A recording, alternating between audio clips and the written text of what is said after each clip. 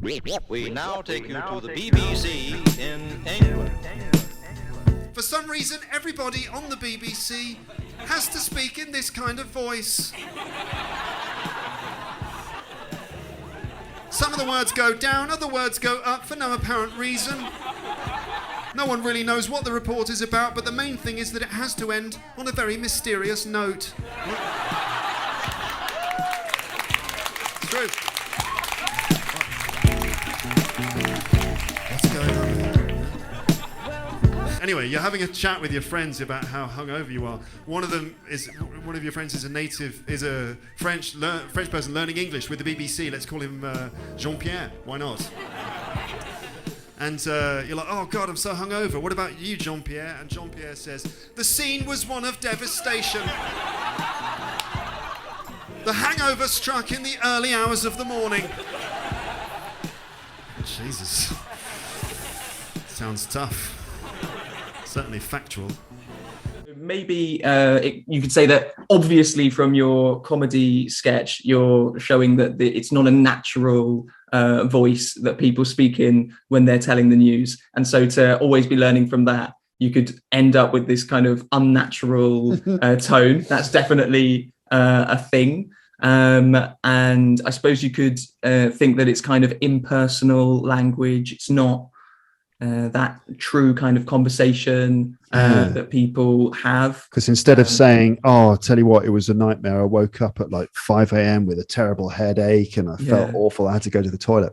Instead it's, the scene was one of devastation, which is exactly how they report on earthquakes and things. Of course. Yeah. What once was a thriving, bustling city has been turned to ruins. Yeah. What once was, a tidy bedroom had been turned to, whatever. So, yeah. So it's not just the intonation and stuff, but the choice of words. The word choice can be quite odd, and you get these long sentences that seem to just sort of go on and on as they pack as much information in as possible. Yeah, exactly. Yeah, I mean, they can be complicated. Yeah, it can be more complicated than it needs to be, which is, in fact, exactly one of the reasons that I wanted to start Simple English News Daily. Was just for that. But yeah, I think, as you say, it can be unnatural. It can be complicated. It can be... I suppose it could be unmotivating if somebody just isn't that interested in it. But possibly that's the kind of thing, actually, because in your case, I mean, you're a language learner too, and you love the news. You just love consuming information about what's going on in the world. Exactly. But most people are not like you, I think, and most people just assume that the news is the thing. And I sort of say to them, but are you just interested in news? Is that like your thing? Do you consume a lot of news in your own language? And they're like, no. Yeah. So I was sort of like, well, why do you think it's going to be the right thing for you to do in English then?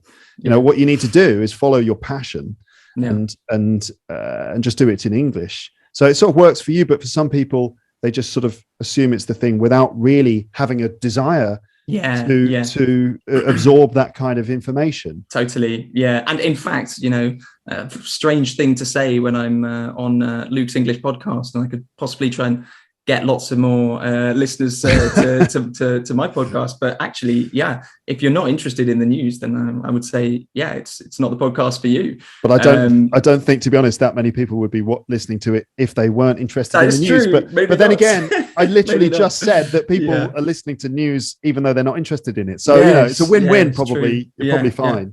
But I don't know. But in general, thinking about positives of the news is one thing, and one reason why I expect that a lot of your listeners say that is because it is actually regular, fresh information every day.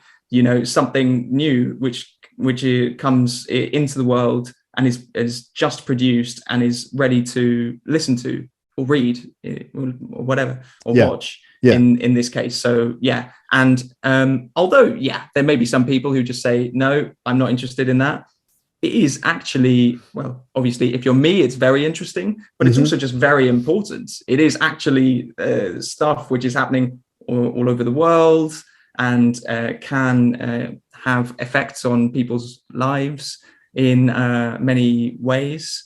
And then going back to the English itself, although it may not be the most natural language all the time, it's going to be correctly spoken and a good model of how to speak in general. I sort of exaggerate the news voice because it's not quite as exaggerated as that. No, anybody listens to Simple English News Daily and they think that I speak like that, then you can please send me an angry email or something.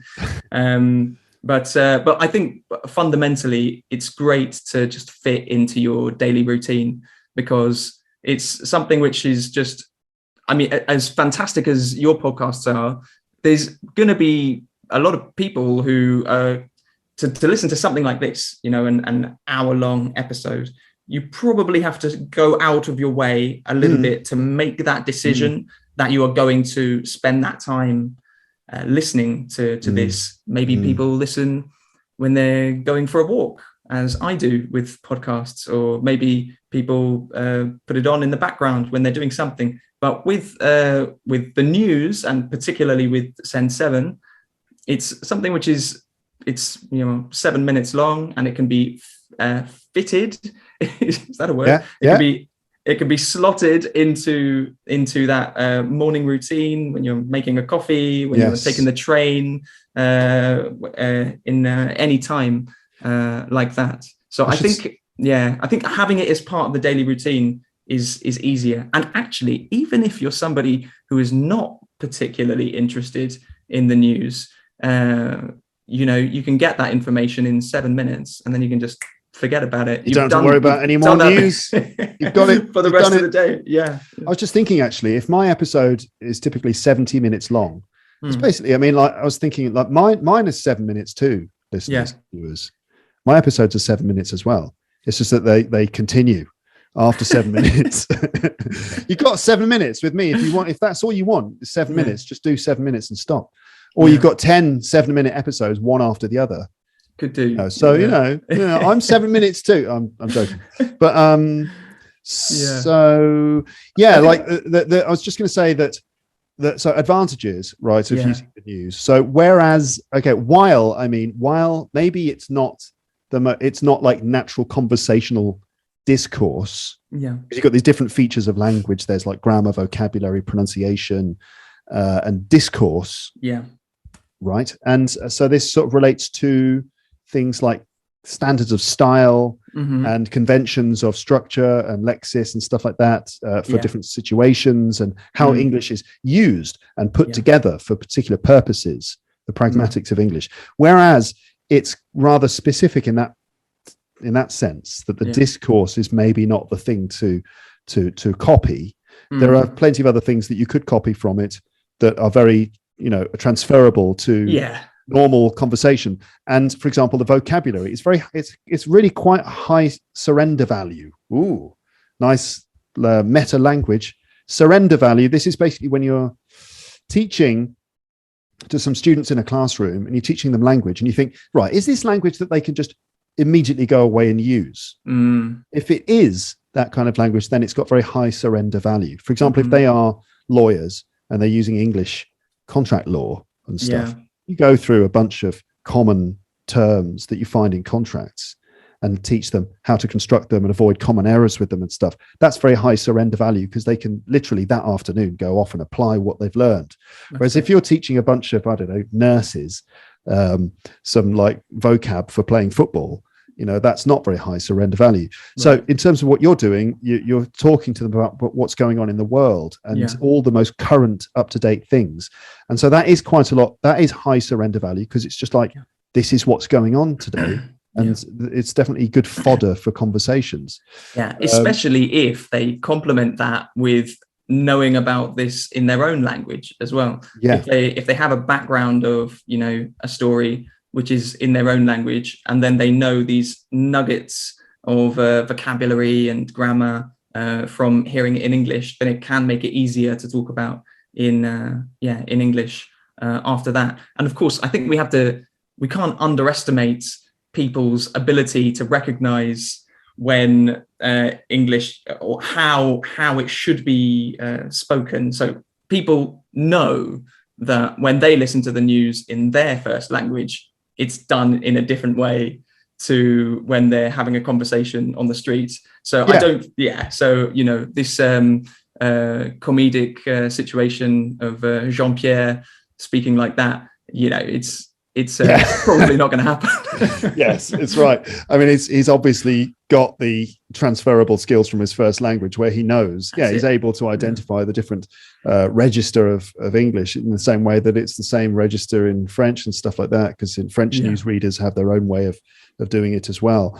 And next time I talk to you, you can show me how the French do it. Yeah, you can practice the French newsreader's voice. Okay, I'll give it a shot. I can't do it right now. I'll do the American one, but not the French at this point. But grammar as well. Obviously, there's tons of grammar in the news. Sometimes it's a bit complicated, but there's a lot of structural stuff there that you can certainly pick up, and pronunciation as well. I mean, despite the slightly unnatural intonation in some reports, a lot of the time the news is read like this, and especially if you're listening to it on BBC Radio, you might find that, hello, you're listening to BBC Radio News. Here are the headlines. Today, blah, blah, blah. Everything was fine. There were no problems in the world. Lots of people had sex and made lots of money, and everything was good. All buses arrived safely at their destinations. All buses arrived safely at their destinations. No technical difficulties online. Everyone arrived at their English lessons on time. So there's plenty of stuff, and I've said it before, and I'll say it again. In learning English, I think all roads lead to Rome. That whatever path you take, as long as you are enthusiastic about it and you're doing it regularly, that's going to take you to the right destination ultimately. Yeah. And Luke, in fact, some of my listeners have told me that they are people who don't actually have time to study English these days, that they don't have time to take out a textbook or do some grammar things, or actually just that they don't want to, and that their connection to English, they want it to be something smaller and something bite-sized to just put into their day like that. So, and I agree. But if we start moving into my language journey, that has been so important for me. Having this little and often method of learning has been really important.